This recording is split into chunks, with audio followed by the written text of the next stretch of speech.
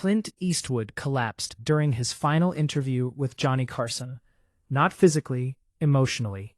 And for 45 seconds, 15 million viewers watched in complete silence as Hollywood's toughest man broke down on national television.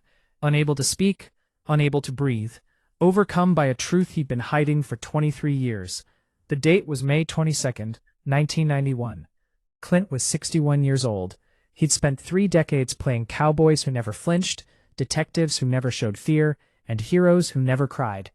But on that Wednesday night, in Burbank, California, America watched the man with no name finally reveal the secret that had haunted him since 1968. What caused the collapse? It wasn't a heart attack. It wasn't exhaustion. It was something far more painful. A confession about his son. A son the world didn't know existed. A son Clint had kept hidden from Hollywood, from the press, from everyone because he was ashamed. Not of his boy, never of his boy. When Clint finally spoke again, after those 45 seconds of silence, his voice cracked with decades of guilt. "I failed him, Johnny," he whispered. "I failed my son because I was too afraid to be weak." And then came the moment that changed everything. Johnny Carson stood up, walked around his desk, and did something he'd never done in 30 years of hosting. He sat next to Clint and said 5 words that broke the internet before the internet even existed. "Let's bring him out here." The audience gasped because backstage, waiting in the wings, was Scott Eastwood, 23 years old and about to walk onto the Tonight Show stage to face the father who'd hidden him from the world. If you want to know why Clint Eastwood kept his son a secret for over 2 decades, and what happened when they finally faced each other on live television, keep watching. Hit that like button and drop a comment telling me where you're watching this from. Let's dive into one of the most emotional moments in television history. But first, we need to go back to where this story really begins. May 22nd, 1991. The Tonight Show studio in Burbank was preparing for what would become the most unforgettable episode in its 30-year history, though nobody knew it yet. Johnny Carson was in his final season, just months away from retirement, and he'd specifically requested this interview with Clint Eastwood. But this wasn't a typical promotional appearance. Clint wasn't there to talk about a new movie. He'd called Johnny personally 3 weeks earlier and said something that made the legendary host pause. "I need to come on your show, Johnny. There's something I need to say out loud before it's too late." Johnny had interviewed Clint 7 times over the years. Each appearance was memorable for what Clint didn't say as much as what he did.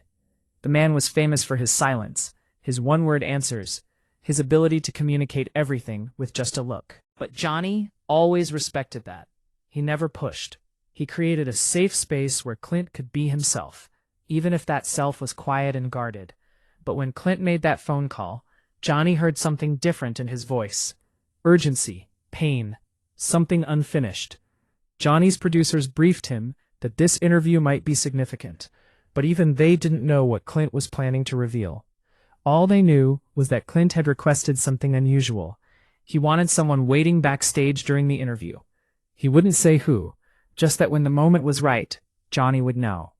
On the day of taping, crew members noticed Clint arrived 3 hours early, which was unlike him. He was pacing in his dressing room, not rehearsing, not preparing jokes, just pacing. A makeup artist later said she'd never seen him so nervous.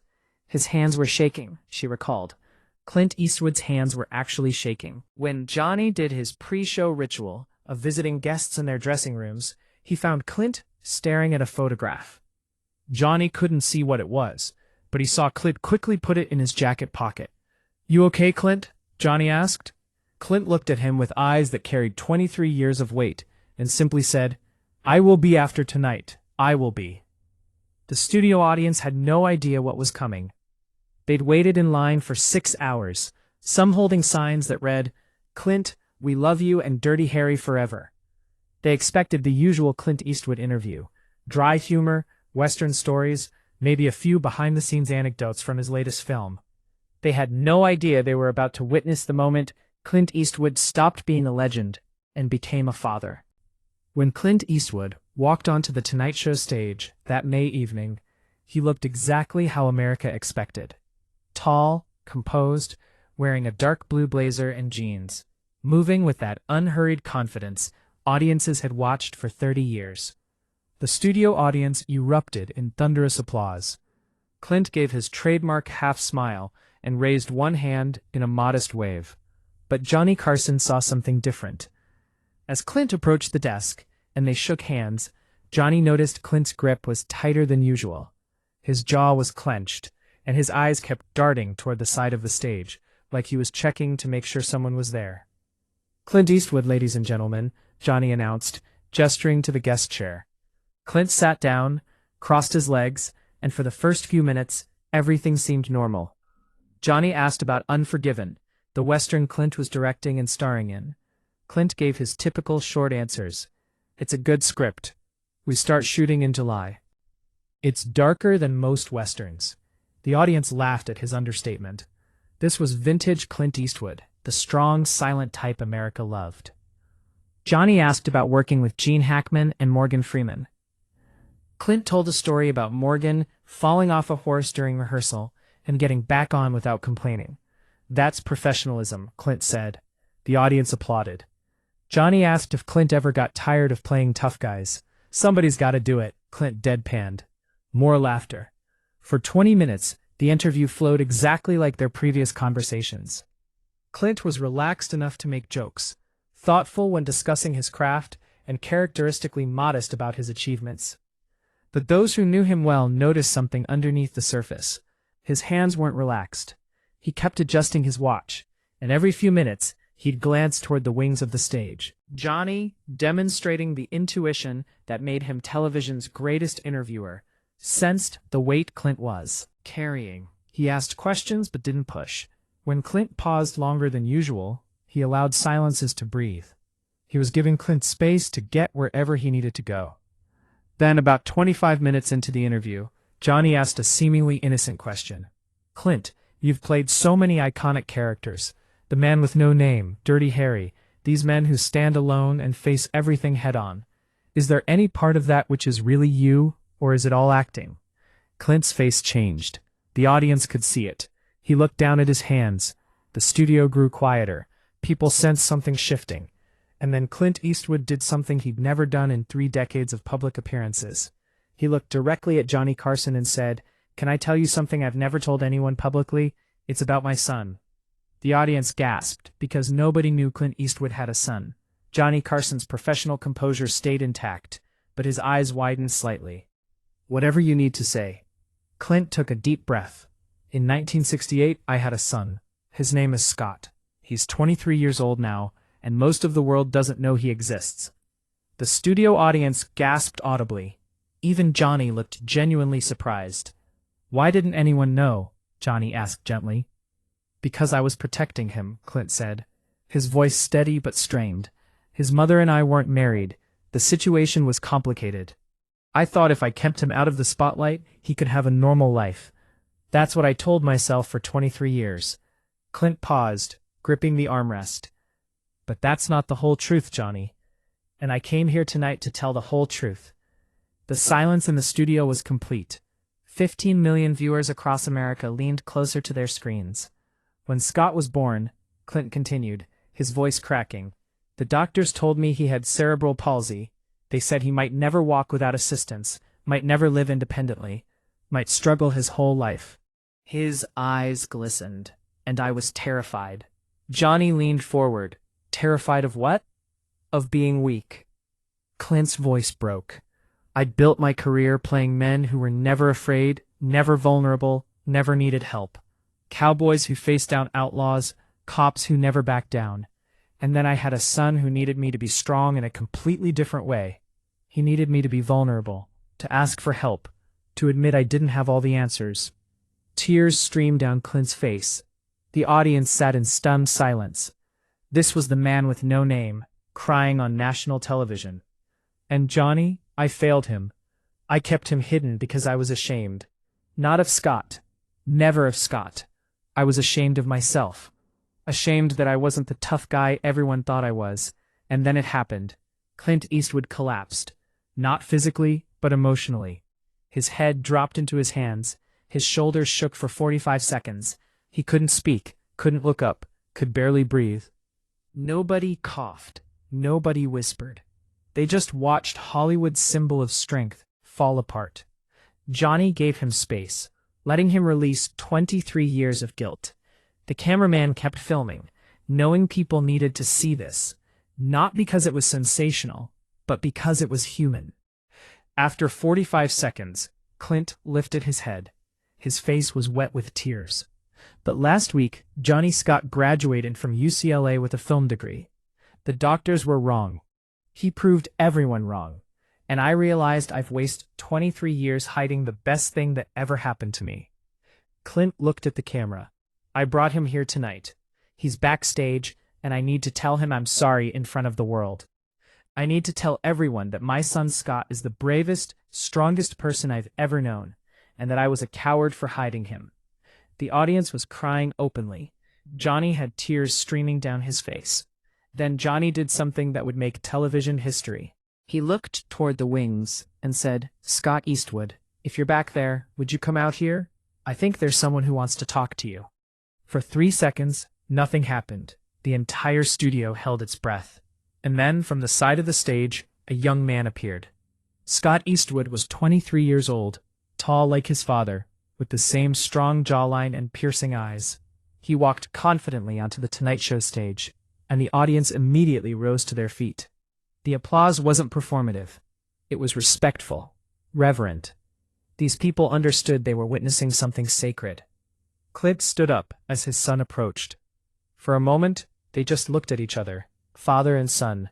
23 years of distance between them, and then Clint Eastwood opened his arms and embraced his son. "I'm so sorry," Clint said clearly, his voice breaking. "I'm so sorry, Scott." Scott held his father tightly. "Dad, it's okay." The hug lasted nearly 30 seconds. The cameraman kept the shot wide, capturing an embrace that was 23 years overdue. Johnny Carson stood to the side, wiping his eyes, giving them their moment. Finally, they separated. Johnny offered Scott the other guest chair. "Scott, did you know your dad was going to do this tonight?" Scott sat looking at his father with love and concern. "No, sir. He just called last week and said, 'Come to the Tonight Show, I have something to tell you.'" This was definitely a surprise. The audience laughed, tension breaking slightly. Johnny smiled. "That's some surprise. How are you feeling?" Scott took a breath. "Mr. Carson, can I be honest? My dad just told 15 million people that he was ashamed and that he failed me. But that's not true. Not even close." Clint looked surprised. Scott turned to face his father. "Dad, you think you hid me from the world, but you didn't hide from me. You were at every doctor's appointment, every physical therapy session, every small victory. When I took 3 steps without my walker." Scott's voice grew stronger. "You taught me to ride horses, even when doctors said I couldn't.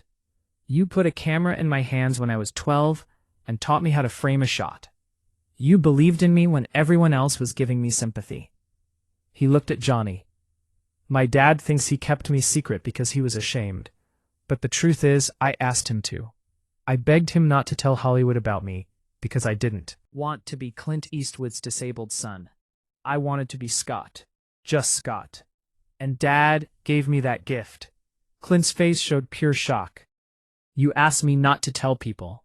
"Yes, Dad. When I was 16, I told you I wanted to make it on my own. That if people knew I was your son, they'd either pity me or give me opportunities I didn't earn." Scott took his father's hand. "You weren't protecting yourself, Dad. You were protecting me like you always did." Johnny looked genuinely moved. "Clint, it sounds like the story you've been telling yourself for 23 years isn't the story your son experienced." Clint couldn't speak. He just held his son's hand and nodded. Scott turned to face the audience and the camera. "Can I say something to everyone watching?" Johnny nodded. "Please. I've watched my dad play heroes my whole life," Scott began. "Strong, silent cowboys, tough detectives, men who never cried, never showed fear, never asked for help. And I love those characters. Everyone does." He looked at his father. "Tonight, my dad showed you something real. He showed you what actual courage looks like. It's not about never being afraid. It's about being terrified and doing the right thing anyway. It's about admitting you were wrong. It's about saying I'm sorry when you need to, even if 15 million people are watching." The audience began applauding, but Scott held up his hand. "I'm not finished." The applause stopped. "Dad, you didn't fail me. You gave me the greatest gift a father can give his son. You showed up every single day. You showed up. And tonight you showed up for me in front of the whole country. That's not weakness. That's the strongest thing I've ever seen anyone do." Clint was crying again, but this time he was smiling through the tears. Johnny stood up and started applauding. The entire studio audience followed, and the applause built and built until it was thunderous. But this wasn't applause for Dirty Harry or the man with no name. This was applause for a father who'd finally forgiven himself. Johnny did something unprecedented then. He stepped between father and son and put his arms around both of them. A three-way embrace on national television. Three men, all crying, all human, all connected by a moment of pure honesty. As the applause continued for nearly 2 minutes, Johnny leaned in and whispered something to Clint that the microphones barely picked up, but lip readers later confirmed what he said. "You just changed a lot of lives tonight, Clint, including your own." The response to Clint Eastwood's interview was unprecedented. NBC's switchboard received over 50,000 calls within 1 hour. Letters poured in by the thousands, parents sharing their own stories of shame and fear about their children. The National Alliance on Mental Illness called it the most important moment in television history for reducing stigma around disabilities. Johnny Carson later said it was the interview that meant the most to him in 30 years of hosting.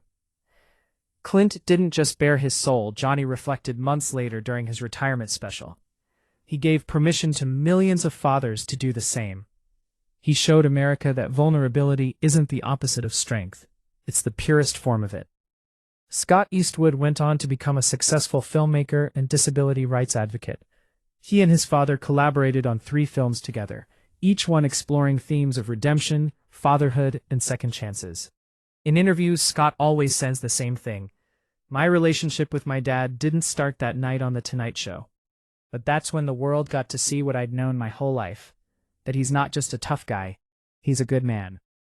Today, film schools show clips from that interview alongside Clint's greatest movie performances. Parent support groups reference the Clint Eastwood moment when talking about accepting children's differences. And disability advocates point to that night as a cultural turning point, when America began to understand that strength has nothing to do with hiding your struggles and everything to do with facing them honestly. Clint Eastwood spent 30 years playing men who never broke down. But when he finally did, he taught the world that breaking down isn't the end of strength. Sometimes it's the beginning. If this story moved you, hit that subscribe button for more true stories about the moments when legends showed us their humanity.